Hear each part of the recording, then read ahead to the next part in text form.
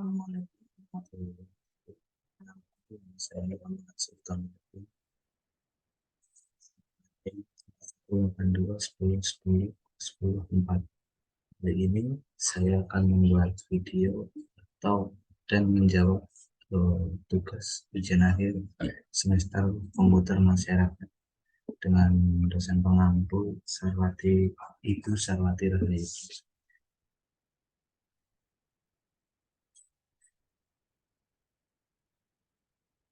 Langsung pada soal yang pertama, berikan contoh studi kasus yang menceritakan tentang hak kekayaan intelektual, baik mengenai hak kekayaan industri maupun hak kekayaan teknologi informasi yang terjadi di dalam negeri dan di luar negeri. Masing-masing 3 buah studi kasus dan di dalam negeri dan 3 buah studi kasus di luar negeri. Nah, langsung saja yang pertama, yaitu studi kasus di dalam negeri. Studi kasus kekayaan industri di dalam negeri. Nah, di sini ada salah satu perusahaan manufaktur elektronik di Indonesia telah mengembangkan produk elektronik yang inovatif dan memiliki desain yang unik. Mereka mendaftarkan desain industri mereka untuk melindungi hak kekayaan industri mereka. Namun salah satu perusahaan composition di dalam negeri mencoba meniru desain mereka tanpa izin. Perusahaan manufaktur tersebut mengambil langkah hukum dengan mengajukan gugatan terhadap perusahaan pesaing untuk melindungi hak kekayaan industri mereka. Nah, lalu untuk studi kasus yang kedua yaitu studi kasus kekayaan teknologi informasi. Ada salah satu perusahaan perangkat lunak di Indonesia telah mengembangkan sistem manajemen inventaris yang efisien dan terintegrasi. Mereka memiliki hak cipta dan merek dagang atas perangkat lunak tersebut. Namun salah satu perusahaan di dalam negeri menyalin perangkat lunak mereka tanpa izin dan menjual dengan merek dagang yang mirip. Sehingga perusahaan perangkat lunak tersebut eh, mengambil tindakan hukum untuk melindungi hak cipta dan merek dagang mereka, termasuk mengajukan gugatan dan meminta penghentian penggunaan ilegal perangkat lunak tersebut. Lalu yang ketiga ada studi kasus hak kekayaan industri di dalam negeri. Nah, studi kasus kekayaan industri di dalam negeri, ada sebuah perusahaan produksi film di Indonesia telah menciptakan film dengan cerita konsep yang orisinil. Mereka memiliki hak cipta atas film tersebut. Namun ada salah satu film mereka yang disalin dan dia ada salah satu oknum merecord film mereka secara ilegal oleh sejumlah pihak di dalam negeri sehingga mengakibatkan kerugian finansial yang signifikan bagi perusahaan.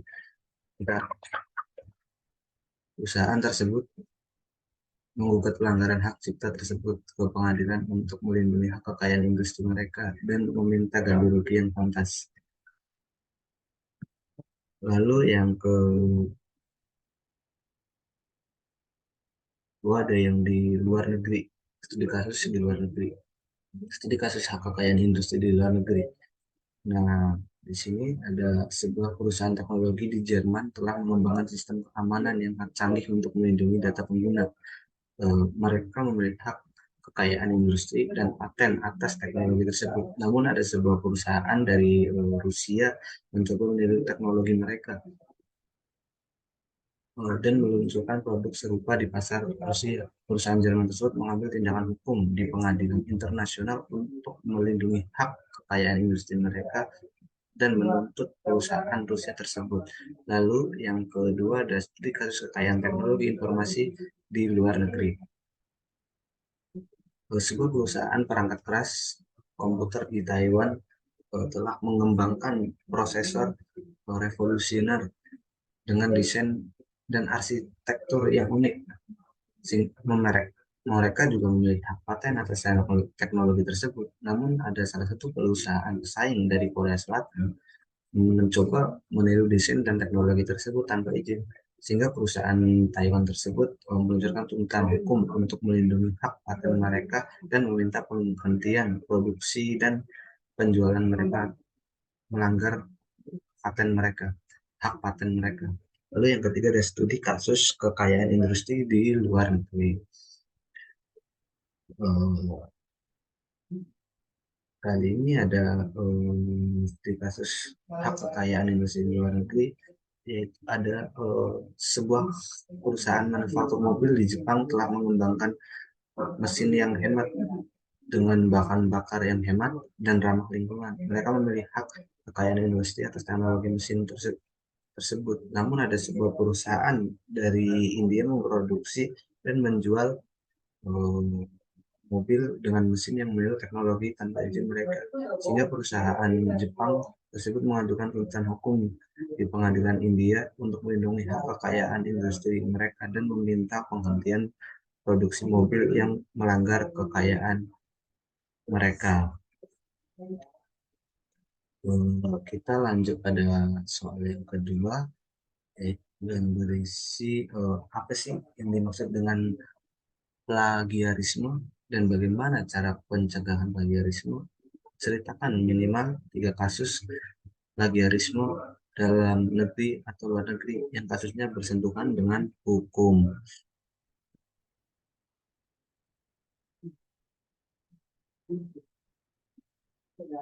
Nah, di sini ada apa sih yang dimaksud dengan plagiarisme itu? Nah, plagiarisme itu merujuk pada tindakan mengambil atau menggunakan karya, gagasan, atau tindakan orang lain tanpa izin, memberikan pengakuan yang pantas tanpa izin dari pemilik asli.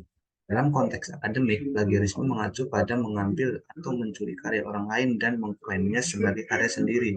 Hal ini dianggap sebagai pelanggaran etika dan dapat konsekuensi serius, termasuk dan dampak hukum, dampak hukum. Nah, di sini ada tiga. Bagaimana sih cara pencegahan plagiarisme itu? Nah, di sini ada tiga. Yang pertama itu ada atribusi yang jelas. Nah, atribusi yang jelas eh, ketika kita menggunakan karya atau gagasan orang lain, nah di situ tuh kita harus memberikan sumber aslinya gitu. Gunakan kutipan dan daftar referensi yang sesuai untuk mengakui kontribusi orang lain. Nah, yang kedua ada penelitian dan sintesis orang yang baik.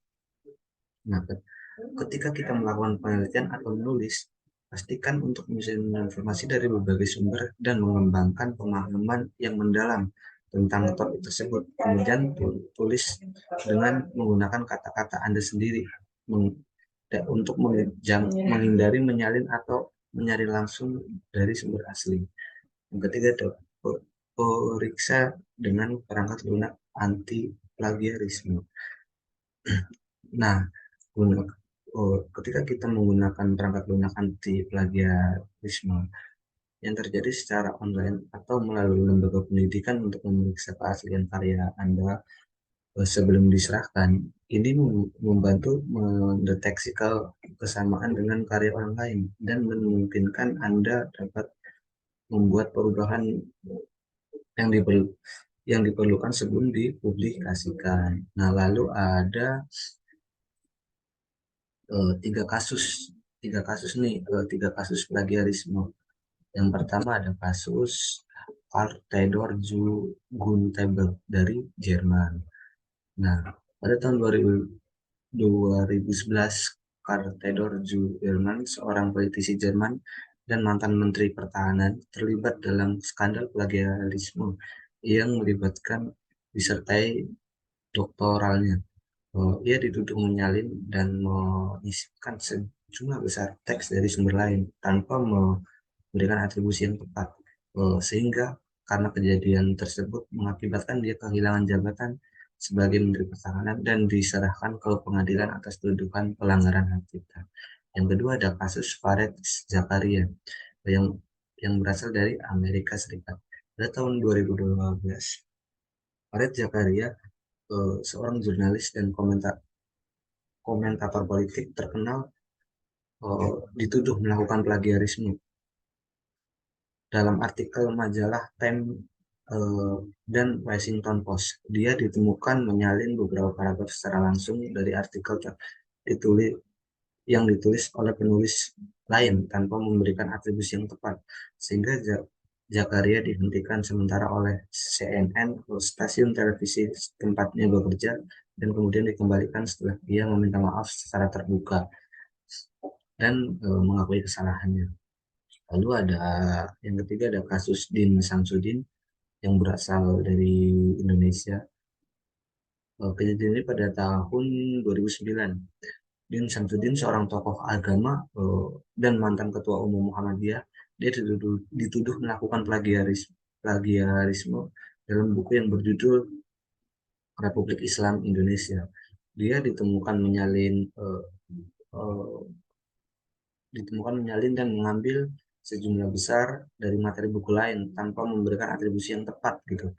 Sebagai akibatnya, bukunya ditarik dari pengedaran dan Din Samsudin harus mengeluarkan pernyataan permohonan maaf dan menarik kembali bukunya dari produksi serta pemasaran.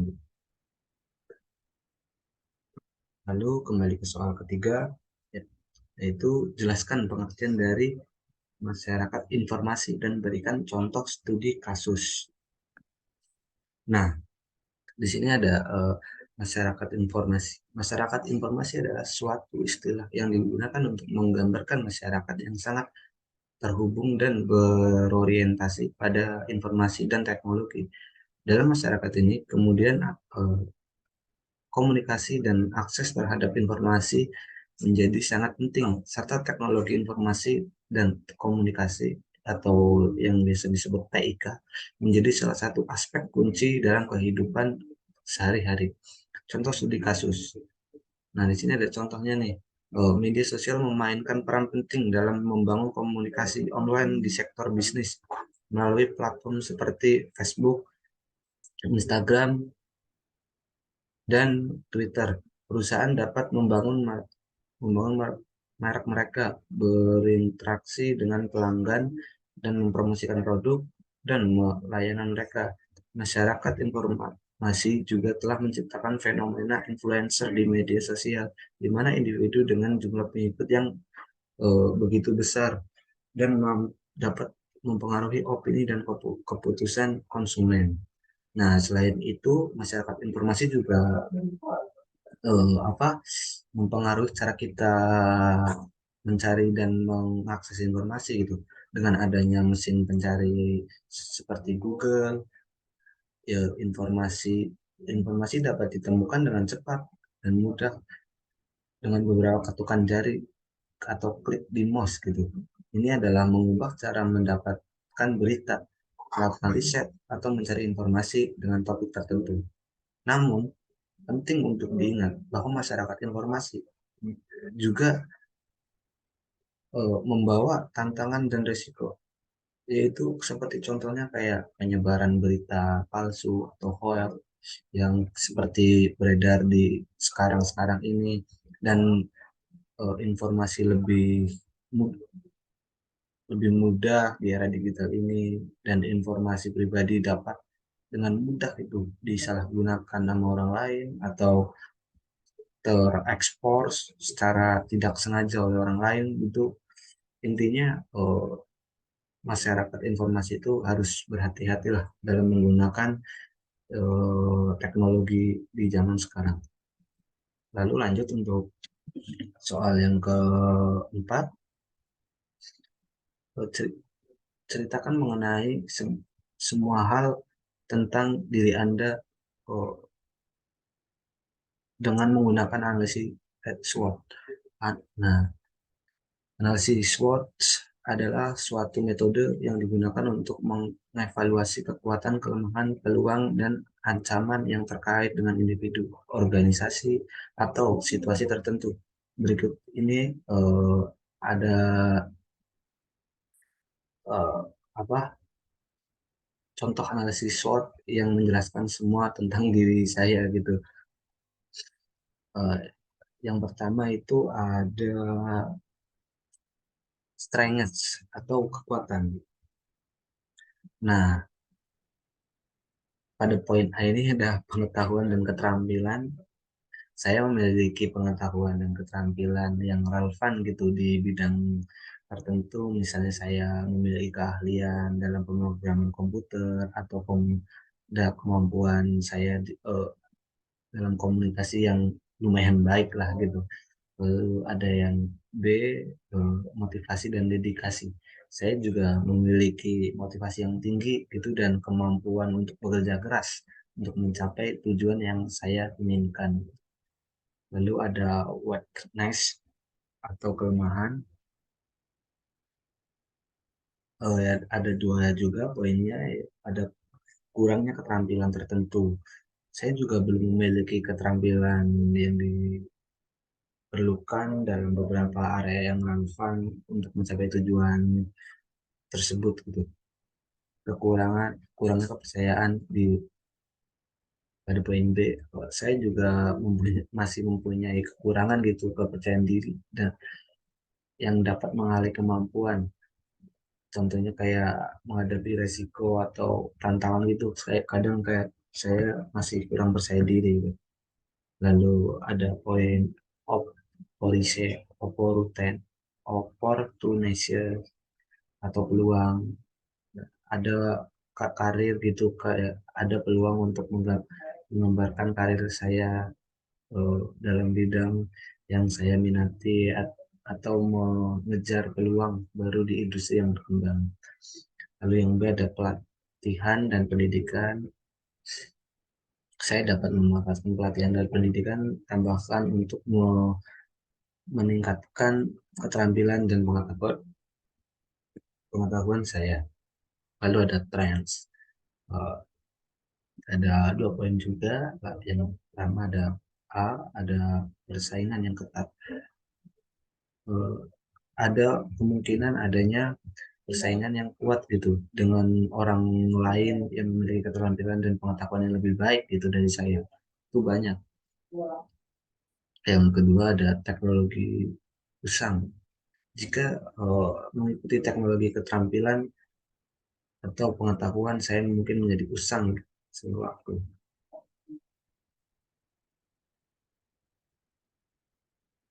Nah, di sini yang soal nomor 4 ada kegiatan pengabdian masyarakat. Nah, di sini saya juga sebelum ini saya sudah diberikan tentang kegiatan pengabdian masyarakat yang untuk memenuhi tugas besar satu saya, tugas besar tugas besar dua saya yang dilakukan di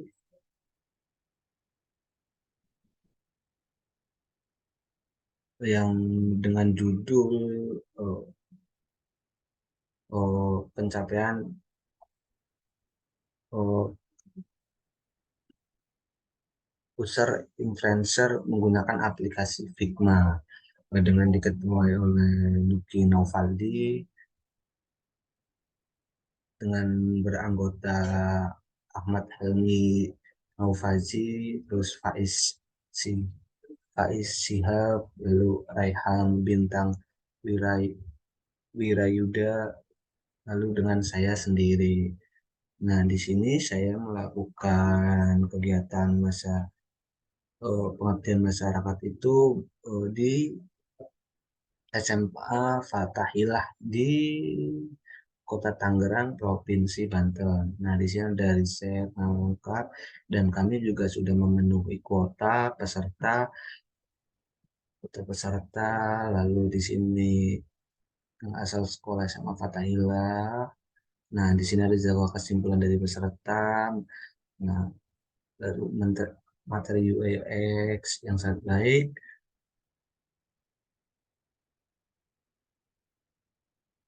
Dan ini juga ada dokumentasinya. Jadi juga ada saran, ada kesimpulan dari peserta, ada saran dari peserta. Ini yang mungkin tidak perlu saya bacakan satu persatu. Ini ada oh, foto gitu. Kita habis menyelesaikan eh, materi, kita udah ngasih tentang pencapaian atau cara menggunakan aplikasi Figma kepada peserta. Lalu kita selesai ada tanya jawab juga sama peserta. Ada kayak kuis juga, kuis berhadiah dari kami. Lalu kita melakukan, sebelum kita pamit pulang, kita melakukan foto bersama dengan peserta. Oke, terima kasih. Sekian video dari saya. Semoga bisa dipahami. Eh, Kurang lebihnya mohon maaf apabila ada kesalahan datangnya dari saya sendiri. Sekian. Assalamualaikum warahmatullahi wabarakatuh.